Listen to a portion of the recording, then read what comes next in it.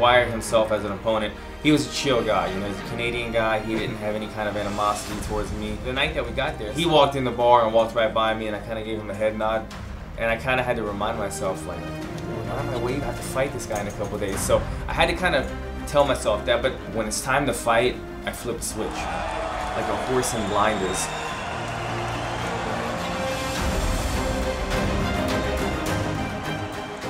And I want to carry that energy from as soon as I get it, all the way through the walkout into the octagon. That energy needs to last for about 4 or 5 minutes. A lot of people, they lose that. They get distracted. They'll see the bright lights of the crowd and they start noticing, or they want to shake too many people's hands. You can do some of those things as long as you're able to keep that energy bottled up inside of you. That's what I did for this fight. I found that focus and I kept it with me throughout the walkout. People were asking to give me 5s and I was giving them 5s, but at the same time I was completely focused on what I was doing up until I walked into the octagon, up until he called my name, up until I touched gloves with Matt, and up until the fight started. And then once the fight started, it's just kind of like, okay, boom.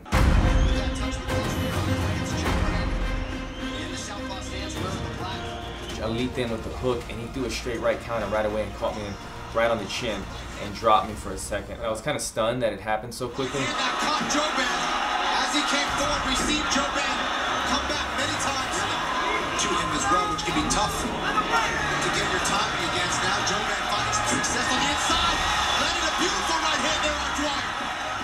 And later on in that round, I threw a knee to him. He was kind of covered up, and so I felt like percentages of it landing on his face, which is illegal, probably were pretty slim. Probably would hit his shoulder or his arm or something, and I was just kind of in the heat of the moment. And Herb Dean had to step in, and he ended up taking a point. And so I was a little bit upset about that. Not necessarily upset with Herb Dean for taking the point, just upset with the situation, because in every sport I've ever played, I've been very intense, but I was never a guy that broke the rules or took the easy way out or anything like that. That's not who I am as an athlete or in my character. All of a sudden, the landscape in this one has changed a little bit. Alan Joban got the point for the eliminate. Now you're down a point, you have to come back. So as soon as the fight reset, I knew that I had to finish around strong. This changes a lot here because depending on how the judges saw this, it was 10. There's supposed to be 10-9 for Dwyer. That's a 10-8 round. Joban really trying to take it to Dwyer. Finish strong. A nice front kick there from Dwyer. And a nice right hand from Joban. There we go, as expected. Normally I don't really hear the crowd that much, and even though this was a smaller venue than I'm used to fighting in, I felt that I heard the crowd more in this fight than I have in any other fight.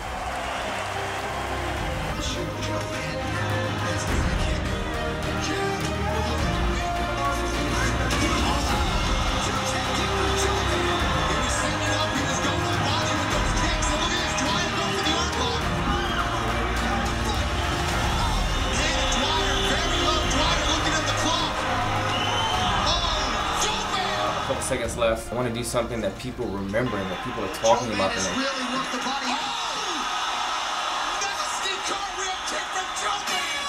Normally I land flush on the face, but he was a taller guy and I had a weird angle, and I landed shin on neck. More traditional Muay Thai to just land with a shin on somebody's neck like that. It rocked him so much that he landed on my back. I went to my corner and I remember putting my hands up and kind of like feeding off of the crowd. You know, I was kind of telling them, because I could hear them roaring, and I usually don't pay attention to the crowd, but after the kick, I could feel the energy in the crowd. That's what I always dreamed of, you know, 6,000 people all standing up, yelling at the top of their lungs.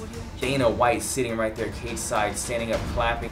And then coming out to the third, he barely got off of the stool. I remember standing there, jumping up and down, kind of almost posturing towards him, because I wanted him to look across the octagon and say, man, I gotta fight that guy for another 5 minutes.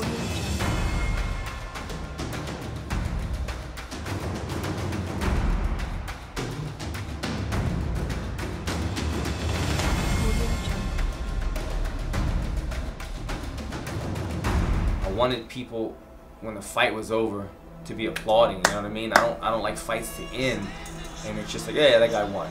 And I told Matt that as soon as we were done, the bell rang, we kind of gave each other a hug, and I told him, fight of the night, baby, fight of the night. We did it. We did it. Ladies and gentlemen, after 3 rounds, we go to the judges' scorecards. All 3 there you have it, the same 29-27 for your winner by unanimous decision, Alan Brahma.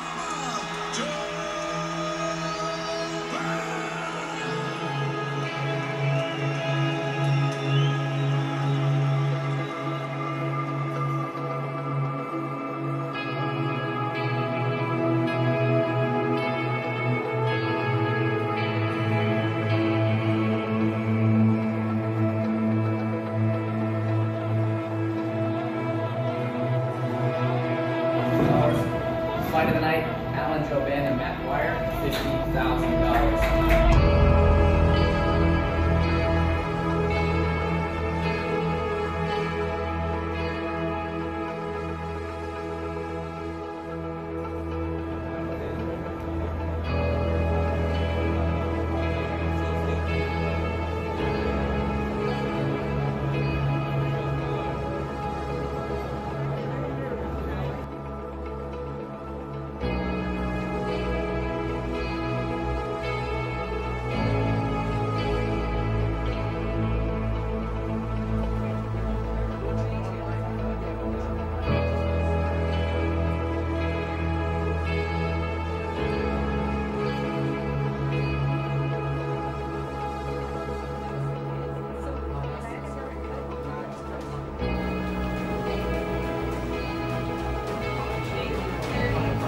This welterweight division obviously loaded. You've got some momentum. 33 years old. The time to make a run would appear to be now.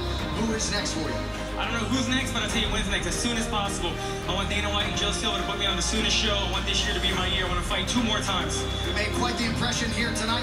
Congratulations. Enjoy it. Ladies and gentlemen, your winner, Alan Brahma Joban. You heard Alan Joban talk about the cartwheel kick. Well, here it is. Bang! The famous Thai fighter Saenchai used to land that all the time. One of the more risky moves you could throw on the feet. Well, Joban went for it, and he landed it.